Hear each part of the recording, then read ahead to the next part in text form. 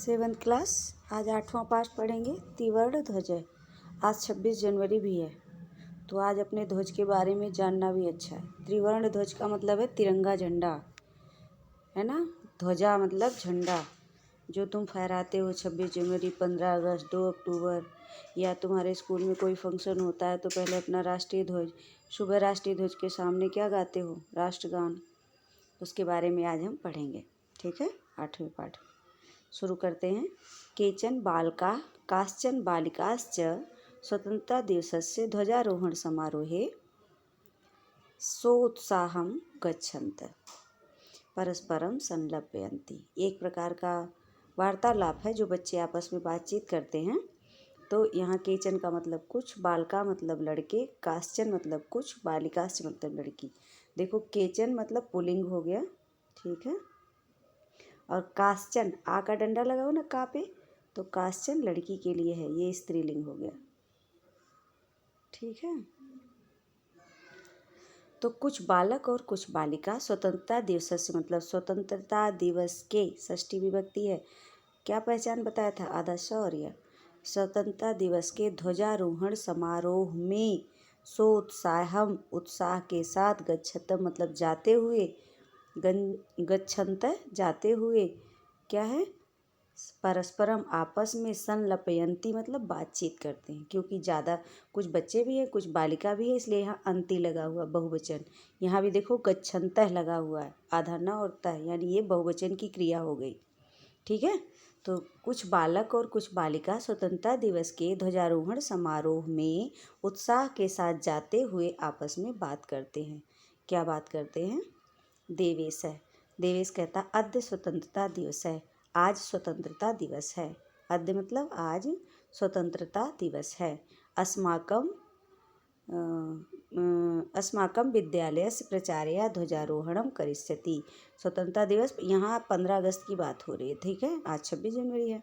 गणतंत्र दिवस है, ये स्वतंत्रता दिवस है ना। लेकिन झंडा दोनों में फहराया जाता है।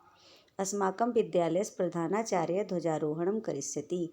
हमारे विद्यालय के प्राचार्य मतलब जो प्रधानाचार्य हैं वो ध्वजारोहण करिष्यन्ति मतलब करेंगे, करिष्यति करेंगे। अकेले है ना, एक ही प्रधानाचार्य होते हैं एक स्कूल में, तो करिष्यति लिखा हुआ है। छात्राश्च सांस्कृतिक कार्यक्रमान प्रस्तुतयन्ति। और छात्रा लड़कियों के लिए है, और लड़की जो है छात्र छात्रा जो होंगे वो क्या करेंगे? सांस्कृतिक कार्यक्रम को प्रस्तुतयन्ति मतलब प्रस्तुत करेंगे। अन्ते च मोदकानि मिलिष्यन्ति। और अंत में जब कार्यक्रम का समापन हो जाएगा तो क्या मिलेगा? मोदकानि मतलब लड्डू मिलिष्यन्ति मतलब मिलेंगे। डेविड बात करता है, देवेश कह चुका, अब डेविड बात करता है, कहता है सुचे जानासी तुम। सूची नाम है, जब किसी का संबोधन करते हैं, पहले भी बताया, उस पर एक ही मात्रा लग जाता है ना। सुचे केवल स्त्रीलिंग में, पुल्लिंग में नहीं। जानासी तुम जानती हो, मतलब तुम के साथ सी का प्रयोग होता है, जानासी तुम जानते हो। अस्माकं ध्वज कीदृश है, हमारा झंडा कैसा है, या हमारी पताका कैसी है, या हमारा ध्वजा कैसा है। सूची कहती है अस्माकं देशस्य ध्वज त्रिवर्ण इति। हमारे देश का झंडा जो है वो 3 रंग का है।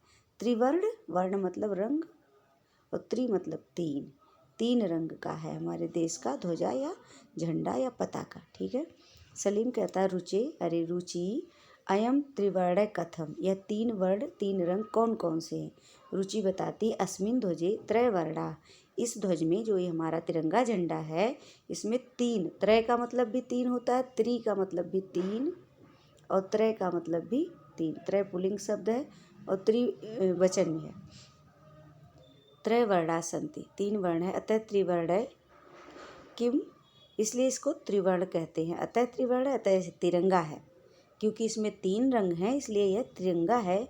किम त्वम एतेषां वर्णानां नामानि जानासि।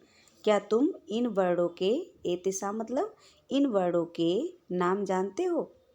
सलीम कहता अरे हाँ, अरे सुनो, केसर वर्ण, श्वेत, हरित। केसर वर्ण किसको कहते हैं? जो नारंगी कलर का होता है ना, नारंगी, जिसको बोलते हैं केसरिया वर्ण, है ना। केसरिया वर्ण, श्वेत और हरा, एते त्रयवर्णा, ये 3 प्रकार के वर्ण हैं। या रंग हैं, है ना, 3 रंग ये हैं।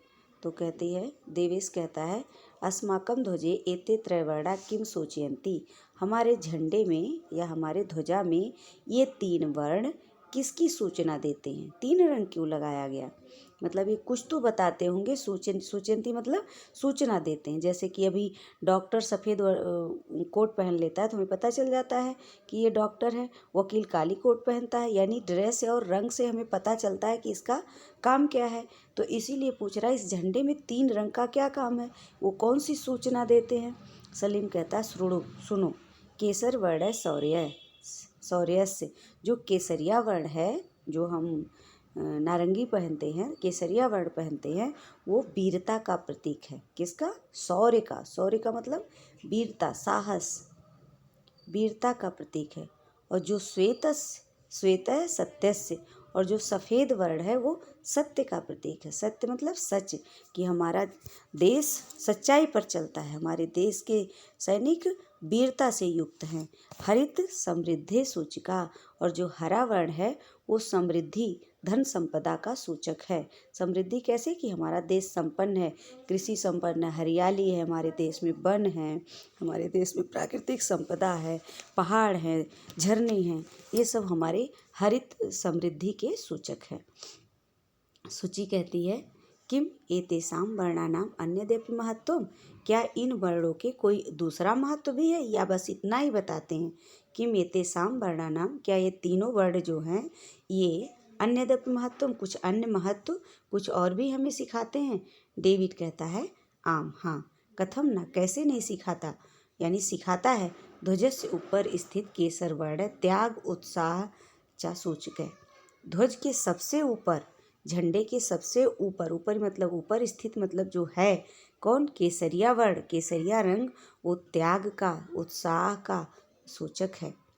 त्याग और उत्साह का सूचक। त्याग क्या होता है, कि मतलब हम अपने देश के लिए अपने प्राण भी न्यौछावर कर सकते हैं, और हम दूसरों की सुरक्षा के लिए भी अपनी खुशियों का त्याग कर सकते हैं। यानी जैसे भारत से बाहर किसी देश में कोई विपत्ति आ जाती है तो भारत अपने पास से भी पैसे, तन मन से, डॉक्टर भेज के, या कोई प्रकार की आपदा आ जाती है तो धन से सहायता करते हैं।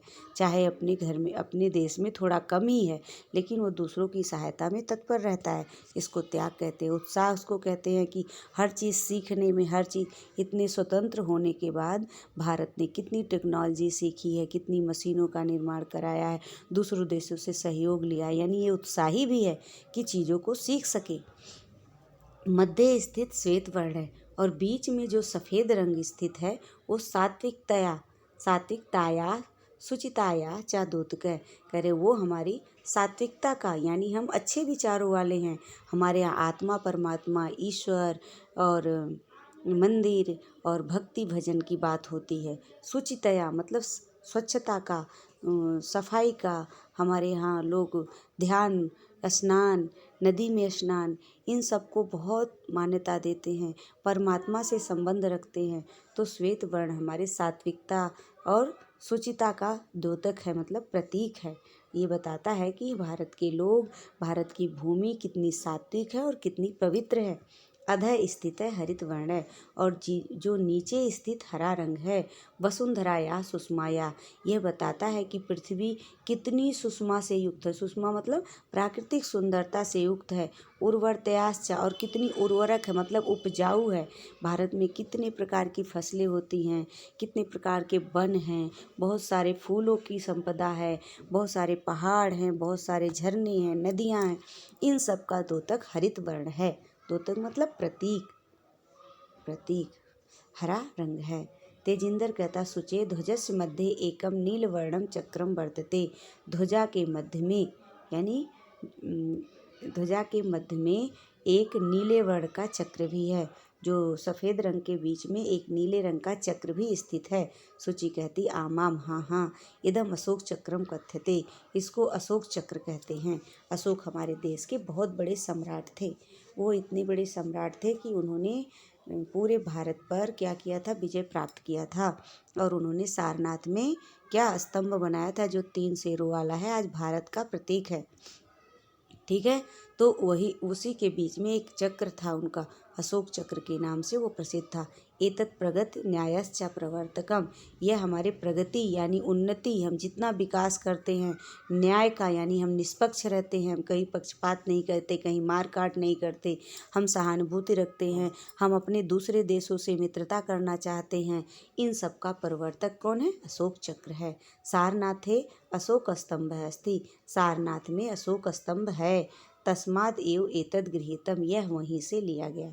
कौन? अशोक चक्र। तस्मात मतलब अशोक चक्र, एव मतलब ही, एतत् मतलब यहीं से, गृहीतम मतलब लिया गया है और हमारे झंडे में प्रतीक बनाया गया है। फिर प्रणव कहता है, प्रणव नाम है प्रणव, कहता है अस्मिन चक्रे चतुर्विंशति अराः सन्ति। चतुर्विंशति, विंशति मतलब 20 और चतुर मतलब 4, तो कितने हो गए? 24। इस चक्र में 24 अराः मतलब तीलियां हैं। मेरी कहती है भारतस्य संविधान सभायाम 22 जुलाई 1947 तमे वर्षे समग्रतया अस्य ध्वजस्य स्वीकरणं जातम। कह रहा भारतवर्ष के संविधान सभा में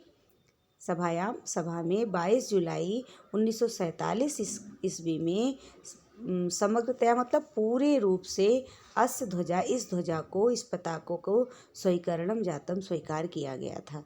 कब स्वीकार किया था? जब भारत स्वतंत्र हुआ था। भारत स्वतंत्र हुआ था कब? 1947, 15 अगस्त 1947 में। लेकिन झंडा कब स्वीकार कर लिया गया था? 22 जुलाई 1947 को। ठीक है।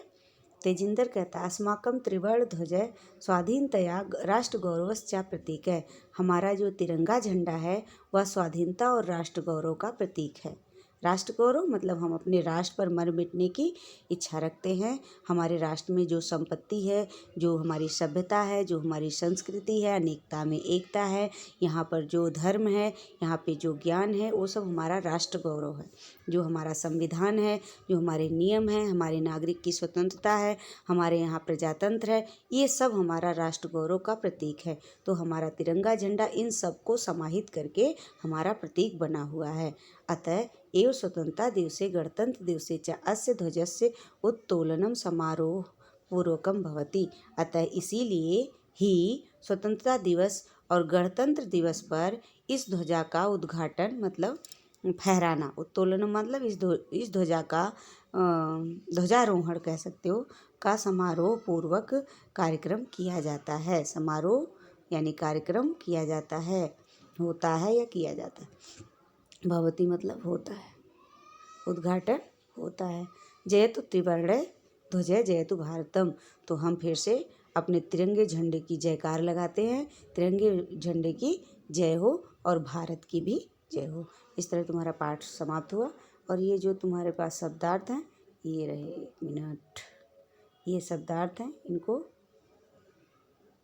पढ़ लेना और कठिन शब्द का उच्चारण कर लेना। ठीक है, ये पाठ तुम्हारा पूरा हो गया।